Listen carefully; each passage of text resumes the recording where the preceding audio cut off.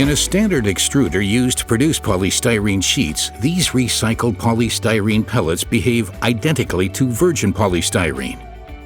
Processing parameters are unchanged, and the high surface quality stays the same. In the subsequent thermoforming step, the result is the same. Process-wise, there is no difference compared to virgin polystyrene. The final product, here the lid of a coffee cup for instance, passes the same quality tests as lids made from virgin material. In essence, polystyrene combines excellent sortability and outstanding mechanical recyclability to food-grade standards.